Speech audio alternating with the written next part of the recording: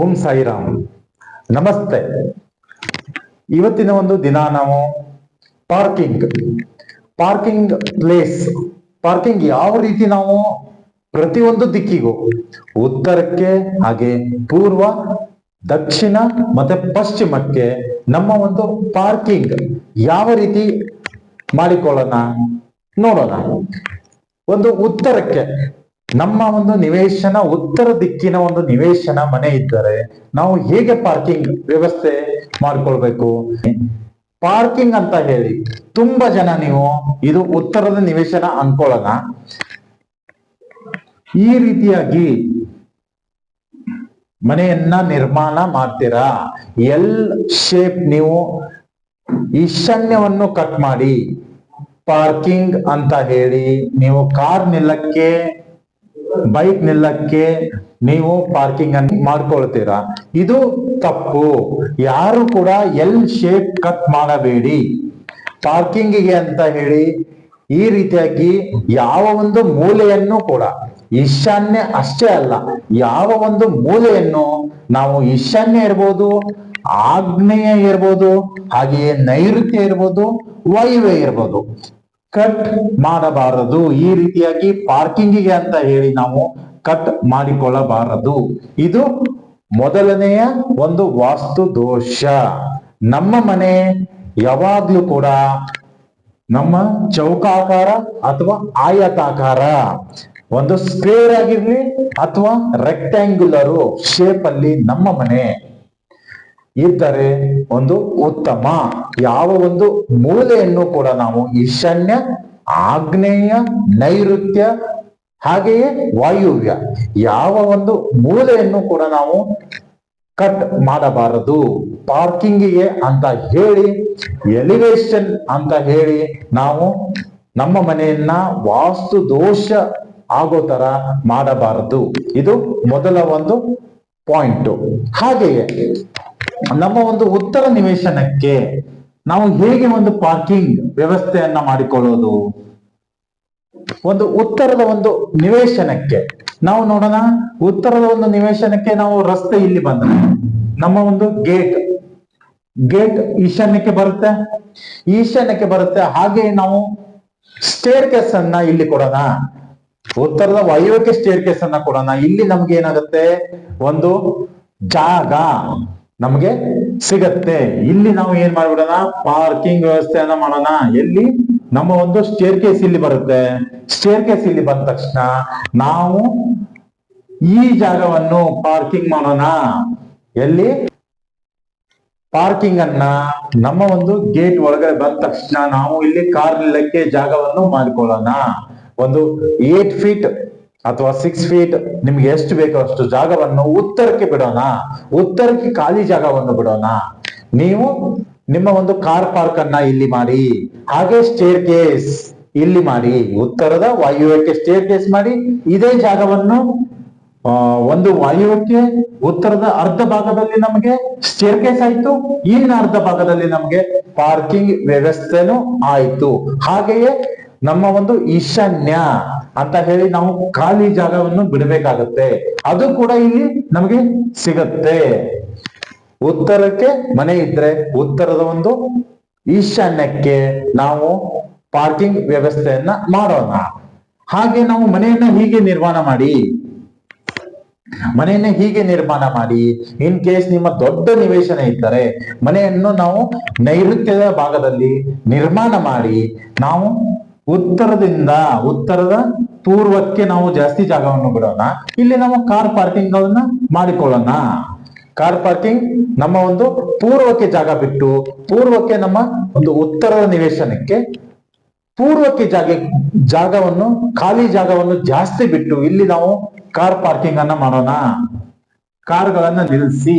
ಇದು ನಿಮಗೆ ಒಂದು ನಾವು ಪೂರ್ವಕ್ಕೆ ಖಾಲಿ ಜಾಗವನ್ನು ಬಿಟ್ಟಂಗೂ ಆಯ್ತು, ಹಾಗೆಯೇ ನಮ್ಮ ಕಾರ್ಗಳ ಪಾರ್ಕಿಂಗ್ ಕೂಡ ಆಯ್ತು. ಸರಿ, ಇದು ಉತ್ತರದ ಒಂದು ನಿವೇಶನಕ್ಕೆ. ಹಾಗೆಯೇ ನಾವು ನಮ್ಮ ಒಂದು ಪೂರ್ವದ ಒಂದು ನಿವೇಶನಕ್ಕೆ ಹೇಗೆ ನಾವು ಪೂರ್ವದ ಒಂದು ನಿವೇಶನಕ್ಕೆ ಹೇಗೆ ನಾವು ಒಂದು ಪಾರ್ಕಿಂಗ್ ಅನ್ನ ಮಾಡೋಣ ನೋಡಿ. ಇಲ್ಲಿ ನಮ್ಮ ಗೇಟ್ ಎಂಟ್ರೆನ್ಸ್ ಇಲ್ಲಿ ಬರುತ್ತೆ. ನಾವು ಎಂಟ್ರೆನ್ಸ್ ಪೂರ್ವ ಈಶಾನ್ಯದಿಂದ ಎಂಟ್ರೆನ್ಸ್ ಆಗ್ತೀವಿ. ಹಾಗೆಯೇ ಇಲ್ಲಿ ಏನ್ ಮಾಡೋಣ, ನಾವು ಮನೆಯನ್ನ ಹೀಗೆ ನಿರ್ಮಾಣ ಮಾಡೋಣ. ಎಲ್ಲಿ ನಾವು ನೈಋತ್ಯಕ್ಕೆ ನಮ್ಮ ಒಂದು ಮನೆಯನ್ನ ನಿರ್ಮಾಣ ಮಾಡಿ ಖಾಲಿ ಜಾಗವನ್ನು ನಾವು ಇಲ್ಲಿ ಆಗ್ನೇಯದಲ್ಲಿ ನಾವು ಸ್ಟೇರ್ ಕೇಸ್ ಕೊಡೋಣ. ಆಗ್ನೇಯದಲ್ಲಿ ಸ್ಟೇರ್ ಕೇಸ್ ಕೊಡೋಣ. ಹಾಗೆಯೇ ಪೂರ್ವದಿಂದ ಈಶಾನ್ಯದಿಂದ ಎಂಟ್ರಿ ಆದ್ರೆ ನಾವು ಉತ್ತರಕ್ಕೆ ಖಾಲಿ ಜಾಗವನ್ನು ಬಿಟ್ಟು ಉತ್ತರದಲ್ಲಿ ನಾವು ಕಾರನ್ನ ನಿಲ್ಸೋಣ. ನಮ್ಮ ಒಂದು ಕಾರನ್ನ ನಿಲ್ಸೋಣ.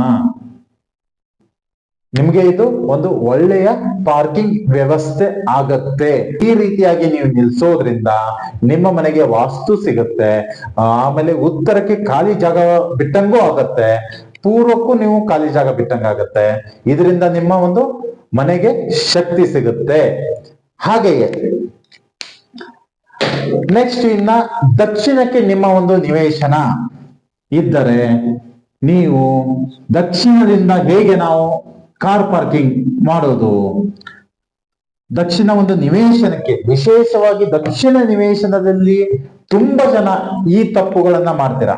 ಯಾವ ರೀತಿ, ದಕ್ಷಿಣ ನಿವೇಶನ ಇದ್ರೆ ನೀವು ಈ ರೀತಿಯಾಗಿ ಉತ್ತರಕ್ಕೆ ಪೂರ್ವಕ್ಕೆ ಹೋಗಿ ನೀವು ಮನೆಯನ್ನ ನಿರ್ಮಾಣ ಮಾಡಿರ್ತೀರಾ. ಈಶಾನ್ಯದಲ್ಲಿ ಮನೆಯನ್ನ ನಿರ್ಮಾಣ ಮಾಡಿರ್ತೀರಾ. ನೀವು ಪಶ್ಚಿಮಕ್ಕೆ ಜಾಸ್ತಿ ಜಾಗ ಬಿಟ್ಟಿರ್ತೀರಾ, ದಕ್ಷಿಣಕ್ಕೆ ಜಾಸ್ತಿ ಜಾಗ ಬಿಟ್ಟಿರ್ತೀರಾ. ಇದು ತಪ್ಪು. ಇಲ್ಲಿ ನೀವು ನೈಋತ್ಯಕ್ಕೆ ಖಾಲಿ ಜಾಗ ಬಿಡಬಾರದು. ತುಂಬಾ ಜನ ಇಲ್ಲಿ ಗೇಟ್ ಮಾಡ್ಕೊಂಡು ಗೇಟ್ ಅನ್ನ ಇಲ್ಲಿ ನೀವು ನೈಋತ್ಯಕ್ಕೆ, ದಕ್ಷಿಣದ ನೈಋತ್ಯಕ್ಕೆ ಗೇಟ್ ಅನ್ನ ಮಾಡ್ಕೊಂಡು ಒಳಗಡೆ ಎಂಟ್ರೆನ್ಸ್ ಇಲ್ಲಿ ಕಾರ್ ನಿಲ್ಲಕ್ಕೆ ಮಾಡಿದೀರಾ. ತುಂಬಾ ಒಂದು ನಾನು ವಿಸಿಟ್ ಗಳಲ್ಲಿ ನೋಡಿದೀನಿ. ಈ ರೀತಿಯಾಗಿ ನೀವು ಪಾರ್ಕಿಂಗ್ ಮಾಡಿಕೊಳ್ಳಬಾರದು. ಇದು ತಪ್ಪು. ನಾವು ನೈಋತ್ಯದಿಂದ ಎಂಟ್ರೆನ್ಸ್ ಆಗ್ಬಾರ್ದು, ಹಾಗೆ ನೈಋತ್ಯ ಖಾಲಿ ಇರಲೇಬಾರದು. ಇಲ್ಲಿ ನಮ್ಮ ಮನೆ ನೈಋತ್ಯಕ್ಕೆ ಬರಬೇಕು, ಅರ್ಥ ಮಾಡಿಕೊಳ್ಳಿ. ಹಾಗೆ ನಾವು ದಕ್ಷಿಣದಲ್ಲಿ ಹೇಗೆ ಮಾಡ್ಬೇಕಾಗಾದ್ರೆ, ದಕ್ಷಿಣದ ಮನೆಯನ್ನು ನಾವು ನಿರ್ಮಾಣ ಮಾಡಿ ಹೇಗೆ ನಾವು ಒಂದು ಪಾರ್ಕಿಂಗ್ ವ್ಯವಸ್ಥೆಯನ್ನ ಹೇಗೆ ಮಾಡಿಕೊಳ್ಳೋದು ನೋಡೋಣ. ಈಗ ನೋಡಿ, ನಾವು ಒಂದು ದಕ್ಷಿಣಕ್ಕೆ ಒಂದು ನಮ್ಮ ಮನೆ, ಪಶ್ಚಿಮಕ್ಕೆ ಜಾಸ್ತಿ ಜಾಗ ಬಿಡೋದು ಬೇಡ, ಹಾಗೆ ದಕ್ಷಿಣಕ್ಕೂ ಜಾಸ್ತಿ ಜಾಗ ಬಿಡೋದು ಬೇಡ, ಪಶ್ಚಿಮಕ್ಕೂ ಜಾಸ್ತಿ ಜಾಗವನ್ನು ಬಿಡುವುದು ಬೇಡ. ಉತ್ತರಕ್ಕೆ ಜಾಸ್ತಿ ಜಾಗವನ್ನು ಬಿಡೋಣ, ಪೂರ್ವಕ್ಕೆ ಜಾಸ್ತಿ ಜಾಗವನ್ನು ಬಿಡೋಣ.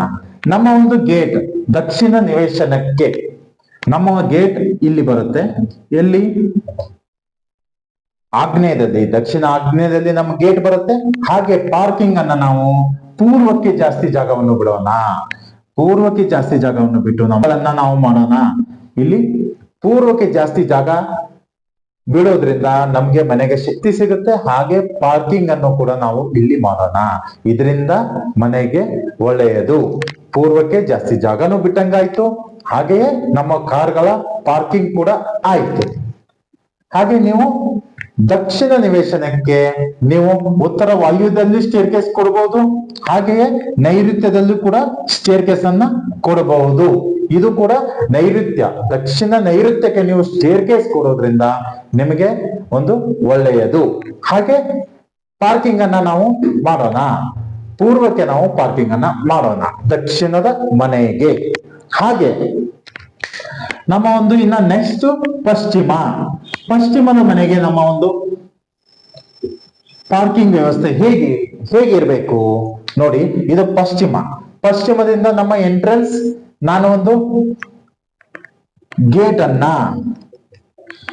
ಎಲ್ಲಿ ಕೊಡ್ಬೇಕು, ಪಶ್ಚಿಮದ ವಾಯುವ್ಯಕ್ಕೆ ನಮ್ಮ ಎಂಟ್ರೆನ್ಸ್ ಗೇಟ್ ಬರುತ್ತೆ.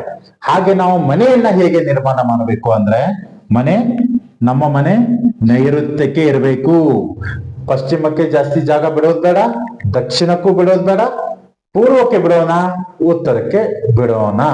ಹಾಗೆಯೇ ನಮ್ಮ ಒಂದು ಎಂಟ್ರೆನ್ಸ್ ಗೇಟ್ ಪಶ್ಚಿಮದ ವಾಯುವ್ಯಕ್ಕೆ ಆಯ್ತು. ಹಾಗೆಯೇ ನಾವು ಇಲ್ಲಿ ಕಾರ್ಗಳನ್ನ ಉತ್ತರದ ವಾಯುವ್ಯಕ್ಕೆ ನಿಲ್ಲಿಸೋಣ. ಉತ್ತರದ ವಾಯುವ್ಯಕ್ಕೆ ಕಾರ್ಗಳನ್ನ ನಿಲ್ಲಿಸಿದ್ರೆ ನಮ್ಮ ಮನೆಯಲ್ಲಿ ಕಾರ್ಗಳ ಸಂಖ್ಯೆನೂ ಜಾಸ್ತಿ ಆಗತ್ತೆ. ಹಾಗೆಯೇ ವಾಸ್ತುಬದ್ಧವಾಗಿ ನಮಗೆ ಇಲ್ಲಿ ಖಾಲಿ ಜಾಗವನ್ನು ಬಿಟ್ಟಂಗಾಗತ್ತೆ. ಉತ್ತರಕ್ಕೆ ಖಾಲಿ ಜಾಗ ನಮಗೆ ತುಂಬಾ ಅವಶ್ಯಕ. ಈ ರೀತಿಯಾಗಿ ನಾವು ಕಾರುಗಳನ್ನ ನಿಲ್ಲಿಸೋಣ, ಮನೆಯನ್ನ ನಿರ್ಮಾಣ ಮಾಡೋಣ. ಹಾಗೆಯೇ ನಮ್ಮ ಗೇಟ್ ಕೂಡ ಪಶ್ಚಿಮದ ವಾಯುವ್ಯಕ್ಕೆ ಬಂತು. ಪಶ್ಚಿಮದ ಆಮೇಲೆ ಉತ್ತರದ ವಾಯುವ್ಯದಲ್ಲಿ ನಾವು ಕಾರನ್ನ ಪಾರ್ಕ್ ಮಾಡೋಣ. ಯಾವ ಒಂದು ಮನೆಗೆ? ಪಶ್ಚಿಮದ ಮನೆಗೆ. ಈ ರೀತಿಯಾಗಿ ನೀವು ಪಾರ್ಕಿಂಗ್ ಗಳನ್ನ ವ್ಯವಸ್ಥೆಯನ್ನ ಮಾಡಿಕೊಳ್ಳಿ. ಯಾರು ಕೂಡ ಈಶಾನ್ಯಕ್ಕೆ ಮನೆಯನ್ನ ನಿರ್ಮಾಣ ಮಾಡಬೇಡಿ, ಇದು ತಪ್ಪು. ನಮ್ಮ ಮನೆ ನೈಋತ್ಯದಲ್ಲೇ ಇರಲೇಬೇಕು. ಪೂರ್ವ ಉತ್ತರ ಜಾಸ್ತಿ ಖಾಲಿ ಜಾಗವನ್ನು ಬಿಡೋಣ. ಹಾಗೆಯೇ ಈ ವಿಡಿಯೋದಲ್ಲಿ ನಾವು ಪಾರ್ಕಿಂಗ್ ವ್ಯವಸ್ಥೆ, ಪಾರ್ಕಿಂಗ್ ಒಂದು ಸ್ಥಳ ಹೇಗಿದ್ದರೆ, ಎಲ್ಲಿದ್ದರೆ, ಪ್ರತಿಯೊಂದು ದಿಕ್ಕಿನ ಬಗ್ಗೆನೂ ನಾವು ನೋಡಿದ್ವಿ. ಹಾಗೆಯೇ ನನ್ನ ಎಲ್ಲ ವಿಡಿಯೋಗಳನ್ನ ನೀವು ಇಷ್ಟಪಟ್ಟು ನೋಡ್ತಾ ಇದ್ದೀರಾ. ನಿಮ್ಮ ಒಂದು ವಿಶ್ವಾಸಕ್ಕೆ, ನಿಮ್ಮ ಒಂದು ಪ್ರೋತ್ಸಾಹಕ್ಕೆ, ನನ್ನ ಒಂದು ಕನ್ನಡ ಜನತೆಗೆ ನನ್ನ ಒಂದು ಅಭಿನಂದನೆಗಳು. ಹಾಗೆ ಮುಂದಿನ ಒಂದು ವಿಡಿಯೋದಲ್ಲಿ ಸಿಗ್ತೀನಿ. ನಿಮ್ಮ ಒಂದು ಏನಾದ್ರೂ ಒಂದು ನಿಮ್ಮ ಸಮಸ್ಯೆಗಳು, ನಿಮ್ಮ ಪ್ರಶ್ನೆಗಳು, ನಿಮ್ಮ ಒಂದು ಏನೇ ಒಂದು ಪ್ರಶ್ನೆಗಳನ್ನ ಕೇಳಬೇಕನ್ಸಿದ್ರೆ ನನಗೆ ವಾಟ್ಸಪ್ ಮಾಡಿ. ನಿಮ್ಮ ಒಂದು ನಕ್ಷೆಯನ್ನ ನನಗೆ ಕಳುಹಿಸಿಕೊಡಿ. ನಿಮ್ಮ ಒಂದು ನಕ್ಷೆಯಲ್ಲಿ ನೀಲಿ ನಕ್ಷೆ, ಯಾರಿಗಾದ್ರೂ ಕೂಡ ನೀಲಿ ನಕ್ಷೆ ಬೇಕಿದ್ದಲ್ಲೂ ಕೂಡ ನಮ್ಮನ್ನ ಸಂಪರ್ಕ ಮಾಡಿ. ಕರ್ನಾಟಕದಲ್ಲಿ ನನಗೆ ತುಂಬ ಕಡೆಗಳಿಂದ ನಿಮ್ಮ ಒಂದು ಕಾಲ್ಗಳು, ನೀಲಿ ನಕ್ಷೆಗಾಗಿ ನಿಮ್ಮ ಒಂದು ಪ್ರಶ್ನೆಗಳು ಏನೇ ಇದ್ದರೂ ಕೂಡ ನನಗೆ ನಿಮ್ಮ ನೀಲಿ ನಕ್ಷೆಯಲ್ಲಿ ಏನೇ ಪ್ರಶ್ನೆಗಳು ನಿಮ್ಮನ್ನ ಕೇಳ್ಬೇಕನ್ಸಿದ್ರೆ ನನಗೆ ವಾಟ್ಸಪ್ ಮಾಡಿ. ನೀವು ನನಗೆ ಆ ನೀಲಿ ನಕ್ಷೆಯನ್ನ ಕಳುಹಿಸಿಕೊಡಿ. ನಾನು ನಿಮಗೆ ಅದನ್ನ ನಿಮ್ಮ ಒಂದು ಪ್ರಶ್ನೆಗಳನ್ನ ಉತ್ತರ ಕೊಡುತ್ತೇನೆ. ಹಾಗೆಯೇ ನಿಮ್ಮೆಲ್ಲರಿಗೂ ನನ್ನ ಕಡೆಯಿಂದ ಧನ್ಯವಾದ.